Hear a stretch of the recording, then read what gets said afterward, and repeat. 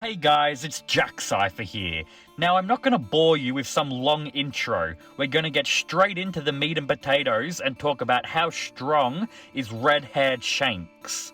The only thing you do need to know is that this will contain spoilers all the way up until the current chapter of 1079. Now, we've been watching One Piece for over 20 years now, and in all that time we only get brief glimpses of Shanks. And even then, we never really get to see what he's actually capable of doing. How powerful is he? Lots of people would always analyze whether or not Shanks was as strong as the other Yonko. Some people thought he was the weakest of the four emperors, while he had a huge fan base who considered him the strongest. And honestly, I was always sitting somewhere in the middle with it. I wasn't 100% sold that he was the strongest, but I didn't really think he was the weakest of them. But now, oh boy, I don't think it's wrong for anyone to assume that Red Haired Shanks is the strongest Yonko. Yes, you heard that right. The strongest Yonko. Now, I should preference that I'm talking about the current strongest emperor. I do believe at the end of the series, Blackbeard will most likely surpass him. I know there's a lot of fan theories that Blackbeard will be the one to actually kill Shanks.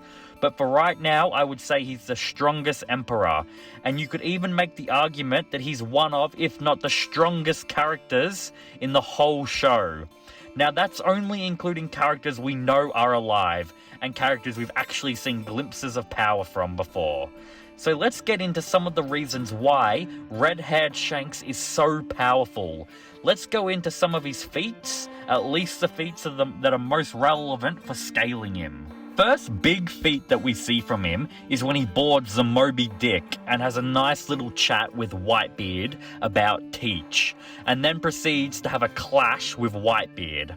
Now, this fight, if we can even call it a fight, because we're not really sure how far it goes, because the conclusion of it is off screen, but we see them clash and we see the skies parting due to their conqueror's haki. This is a great feat. He's scaling with one freaking arm to goddamn Whitebeard, who at this time was still considered the world's strongest man.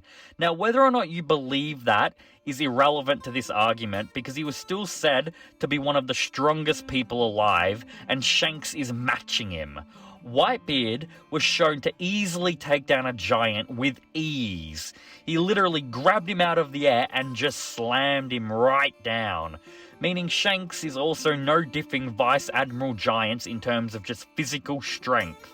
He also had the Conqueror's Haki necessary to stalemate someone like Whitebeard, Whitebeard being a former rival of Roger. So it wouldn't be wrong to assume that his Conqueror's Haki would be around Pirate King level. The way Shanks' Conqueror's Haki is treated throughout the series, I don't reckon it would be wrong to go out on a whim and say he's potentially has the strongest Conqueror's Haki in the entire show. His next greatest feat is in Marineford, where he stops Akainu's Magma Fist. Now, this feat is good for two reasons. One, the speed of which he got in front of Kobe and stopped the attack, and two, the incredible durability in being able to stop such a devastating move. This attack pierced a hole straight through Whitebeard, showing just how impressive Shanks' durability and defenses are. Then we have the total badass moment where he stops the entire war. The Marines completely stand down. Now, I made a video a little while ago talking about why the Admirals are closer in power to Emperors than you think. And in it, I explained what I thought was going on in this scene. But you could interpret it a different way. That the Marines were shit scared and weren't capable of taking on Shanks and his crew. That Shanks is so powerful that given their current state, they thought they would be annihilated by him and his crew. And that's true. You can argue that. In my video, however, I spoke about it being a little bit more complicated than that. The main reason, in my opinion, why the Marines stood down in that moment was because of Sengoku. When you get down to it, he's an honourable man who cares for the lives of his comrades and subordinates. The Marines went into this war for one purpose. It was to take down Whitebeard and end Roger's bloodline, and they had accomplished that. They planned and strategized beforehand to win this battle with losing as few Marines as possible. Taking on Shanks at a time like that just wasn't a strategically wise choice and would only cause more casualties, especially with a pirate like Shanks who doesn't go around mercilessly destroying towns. I think the Marines kind of think of Shanks a bit in the same way they see Rayleigh. They're both notorious and extremely powerful pirates, but because they're not, say, chaotic evil or not bloodthirsty all the time, they don't cause unwanted destruction. The Marines are happy enough to, at least as they currently are, to leave them be, so to not risk more men's lives. Basically, confronting Shanks just wasn't worth it. Now, if you're a complete Shanks simp, you'll also probably make the argument that even the hot-blooded Akainu stood down, so that automatically makes him fodder compared to Shanks. Now, recently I've also done a video on Akainu, go check it out, but I don't reckon that this is actually so much of a feat for Shanks. I actually think it might be a bit of character development for Akainu. I feel like in the same realm as Sengoku, Akainu actually stood down here because he knew that it would just lead to more losses for the Marines, for a cause that just wasn't worth it. Like we know, Akainu is a prideful and stubborn man. Even if he couldn't defeat Shanks, I could still see him attacking him regardless. Akainu doesn't strike me as a coward who would back down from a fight just because he might die. He strikes me as more of a hot-blooded, slightly rash extremist that cares absolutely for his own idea of morality and wouldn't think twice giving his life up for that morality. He stayed his hand here because he doesn't want to lose men needlessly. While he's incredibly a hard-ass and a cold individual, even killing deserters, I feel like he does care about the Marines and doesn't want them dying in a pursuit of taking down someone like Shanks, at least in that current moment. Like we've already established, Shanks isn't really a bloodthirsty pirate. They can let him go and regain their strength before needing to take care of someone like him. Now, the reason I'm talking about feats that aren't hyping Shanks up is because this whole stopping the war is still a feat, and it's a good one. People just really jerk it off more than I think it deserves. But if Shanks wasn't as strong as he is, he wouldn't be at that level that people like Sengoku respect him enough to be willing to let his guard down a little bit and make the compassionate decision to stand down. So despite my arguments, this is a great feat. Now, another great feat for this time period was just before Marineford. It was said that Shanks had a confrontation with Kaido, and then a day or two, or however long it was, he showed up at Marineford. Now, I'm not really wanting to call this a feat, because we have no idea what really happened here. Yes, it's true, given Kaido's personality, he's not someone to really stand down and retreat, just because Shanks told him to. He does have that mentality you would imagine to throw a fit and attack Shanks. And considering Shanks made it to Marineford, you would assume he won and forced Kaido back to Onigashima. But I don't think Shanks is so powerful that he could beat back Kaido without getting a scratch. Maybe Kaido was in a particularly drunk mood that day. Maybe he was in a bashful, agreeable drunk mood and decided that it just wasn't worth it and retreated. We just don't know, so I don't feel too comfortable speaking about it because we just don't know enough. At the very least so, you could say he's at Kaido's level, and if you're being more generous, then he clashed and drove Kaido back, scaling him above the incredibly powerful Dragon God. But since he did somehow convince or force Kaido to leave, I would definitely say he's bare minimum Kaido level. You would imagine now, sometime over the time skip, he fought Eustace Captain Kidd and cut off his arm. Now, given what's happened in the most recent chapter, this feat is pretty much completely worthless, so I'm not going to go into it any more than that. The next major accomplishment for Shanks that I want to talk about was actually also in my Admiral and Emperor video, and it's when he shows up at Wano and forces Ryokugo to flee. Now, in my video about this, I spoke about Ryokugo fleeing, not because of fear, but because of how he just realized the hopelessness of the situation with the appearance of Shanks. Accomplishing his goals just became all but impossible.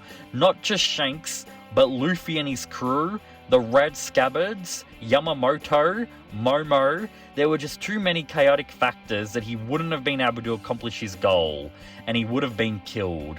And it kinda seemed like he was smart enough to realize that and flee. Not so much that he saw Shanks, shat his pants, and became a total bitch and left.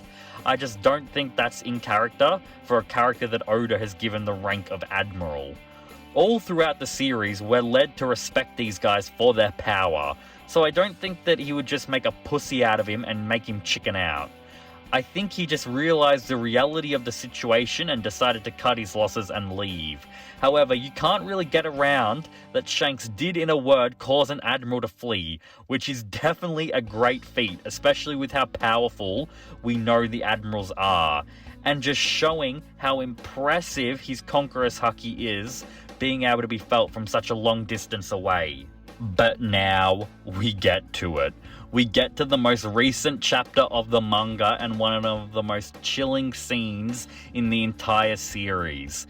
Basically, Kid approaches Elbaf, where Shanks is staying, with the intention of taking him down. Shanks hears about this and tries to calm down the situation in a diplomatic way by sending Rockstar to give terms to Kid. Kid, though, doesn't even get to the point where he hears them. He just decides to go fucking balls to the wall and attacks with his railgun technique. Shanks so sees this with his observation haki. He sees Kid cause all this death and destruction to his allies, and in such an amazing display of future sight observation haki, honestly probably the best future sight we've seen in the entire show, giving Shanks the best Conquerors and observation haki so far, and you would assume armament as well. Anyway, after seeing this vision of the future, he blitzes over and cuts right through Kid's railgun, Killer, and Kid himself with his sword Griffin, using the Divine Departure technique, a little homage to his former captain. Now, this is such an impressive feat. Kid just took down an Emperor with the help of Trafalgar Law, putting him at the very least halfway Emperor level, if you want to call it that. But Shanks doesn't even fight him. He just completely one-shots him with such ease. It's the biggest get your dick out of your pants moment and slap your opponent in the face with it. They could do nothing, and Killer got taken out here as well. Like, Killer is no pushover. He was there for the battle with Kaido. While he's nowhere near as strong as Kid, and wouldn't even be as strong as Zoro, he's still an impressive fighter. And he just gets taken out like fodder. Honestly, if it wasn't for the railgun and Killer being in the way, Kid would have died instantly, no question. And you can't even make the argument that Kid was caught off guard. Killer had the time necessary to get in front of the attack, and Kid would scale above Killer. So you imagine that he could at least see the attack coming. And let's face it, even if he knew the attack was coming, I'm not sure it would have done anything to change the situation. We see a similar situation to this in the beginning of Wano, where Kaido takes Luffy down with one attack. Of course, that's more of a fight, but at the end of the day, he still gets taken down with one attack, and that Luffy was significantly weaker than the one that will eventually take down Kaido. But Kid here, he's still not at Big Mum's level, we know this, but he was at least contending with a Yonko, and Shanks just completely belittles him. It's for this reason why I think Shanks is the strongest Yonko. We've seen him stalemate Whitebeard. We've seen him at the potentially bare minimum being at the same level as Kaido. At the bare minimum. And now we've seen proof of him completely taking down Kid with ease. It wasn't even ease, it was less than ease. And it's for that reason that I'd put Shanks over Kaido or Big Mom. I don't reckon either could disrespect and one-shot this current Kid like that. It was just something else entirely. I reckon if push came to shove, he would probably go over the Admirals as well. The only person I can really see him being even with are characters that we just don't know the strength of, like Dragon, Eam, if he's even a fighter, potentially the Gorosei if they're fighters as well, and that's about it. I'm not going to say someone like Rox or anything like that because we just don't have proof that he's alive. I reckon given the age of Garp and Rayleigh that Shanks would have surpassed them. So I would even go out to say that Shanks is currently the strongest person in One Piece, which is a fucking unbelievable achievement. I'm looking forward to what it's going to take for Luffy to reach Shanks' level, because he's getting close.